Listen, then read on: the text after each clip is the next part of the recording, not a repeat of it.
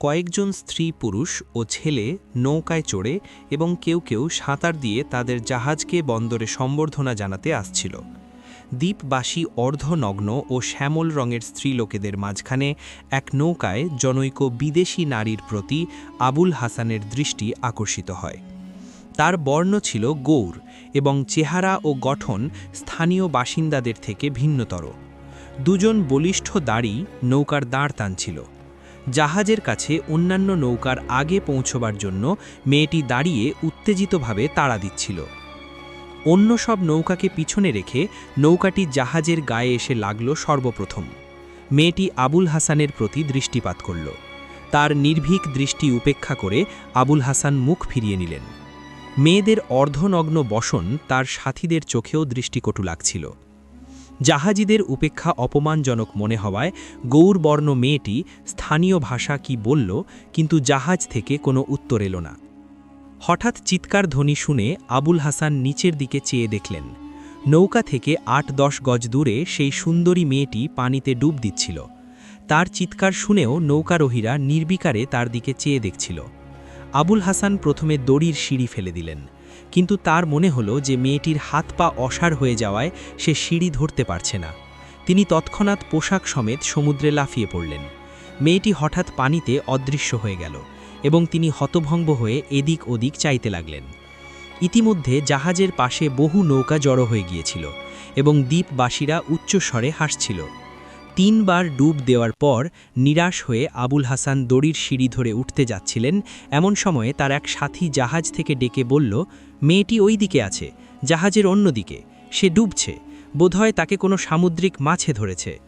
স্থানীয় স্ত্রী পুরুষেরা আবার সশব্দে হেসে উঠল। মেয়েটি জাহাজের অন্যদিকে কি করে গেল আবুল হাসান বুঝতে পারছিলেন না। বিব্রত হয়ে তিনি আবার ডুব দিলেন এবং জাহাজের তলা দিয়ে অপর দিকে পৌঁছলেন। সেখানে কেউ ছিল না। উপর থেকে তার পূর্ব বর্ণিত সাথী চিৎকার করছিল, সে ডুবে গেছে, মাছ তাকে গিলে ফেলেছে। নিরাশ হয়ে আবুল হাসান আবার অপর দিকে ফিরে এলেন। এবার লোকের উচ্চ হাসির মুখে তার নিজের সঙ্গীও যোগ দিল। এক আরব বলে উঠল, আপনি উঠে আসুন, সে আপনার চেয়ে ভালো সাঁতারু।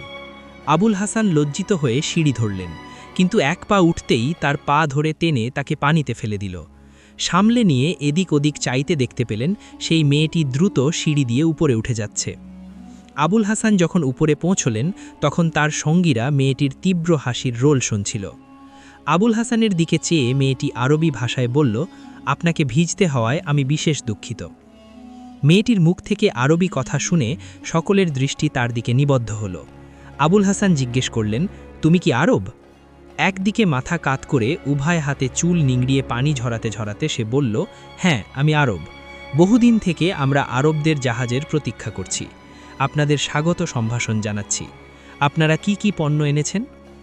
এক আরব কন্যাকে এরূপ নির্লজ্জ বসনে দেখা আবুল হাসান ও তার সাথীদের কাছে অসহ্য ঠেকছিল। হতবুদ্ধি হয়ে তারা একে অপরের দিকে চাওয়াচাওয়ি করছিল।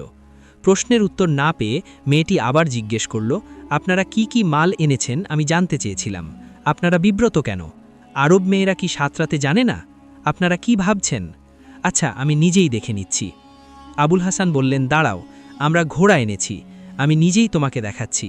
কিন্তু আমি আশ্চর্য হচ্ছি এই দেখে যে লঙ্কাদ্বীপের আরবরা এখনও অন্ধকার যুগের আরবদের চেয়ে হীনতর জীবনযাপন করছে। সভ্য লোকের পোশাক পরা এবং পুরুষদের সামনে মেয়েদের লজ্জা করার রীতি কি এদেরকে শেখায়নি? রাগে মেয়েটির মুখ লাল হয়ে উঠল। সে বলল, এটা কি মানুষের পোশাক নয়? না, মনে হচ্ছে তোমাদের ঘরে এখনও ইসলামের আলো পৌঁছেনি। একথা বলে আবুল হাসান একটি জুব্বা জামা তুলে মেয়েটির কাঁধে পরিয়ে দিলেন। এখন তুমি আমাদের জাহাজ দেখতে পারো, তিনি বললেন। আবুল হাসানের কথার চেয়ে তার ব্যক্তিত্বের দ্বারা অভিভূত হওয়ায় মেয়েটি বিনা আপত্তিতে জুব্বা দিয়ে নিজের নগ্ন বাহু ও হাঁটু ঢেকে নিল। আবুল হাসানের পুঁজি ছিল 50টি আরবি ঘোড়া। এক এক করে মেয়েটি সব কটা ঘোড়া দেখে নিল। অবশেষে একটি ঘোড়ার পিঠে হাত রেখে বলল, আমি এই ঘোড়াটি কিনব, এর দাম কত? আবুল হাসান বললেন, তোমার মধ্যে আরবদের বিশেষত্ব এখনও একটি বাকি রয়েছে। এদের সকলের মধ্যে এই ঘোড়াটি সর্বশ্রেষ্ঠ, কিন্তু তুমি এর দাম দিতে পারবে না। এই ঘোড়াটি মেয়েদের চড়ার উপযোগীও নয়। ঘোড়াটি যেমনই সবল ও সুন্দর তেমনি উদ্ধত। মেয়েটি মুচকি হেসে বলল, বেশ, দেখা যাবে। আপনি জাহাজ এত দূরে রেখেছেন কেন? আবুল হাসান জবাব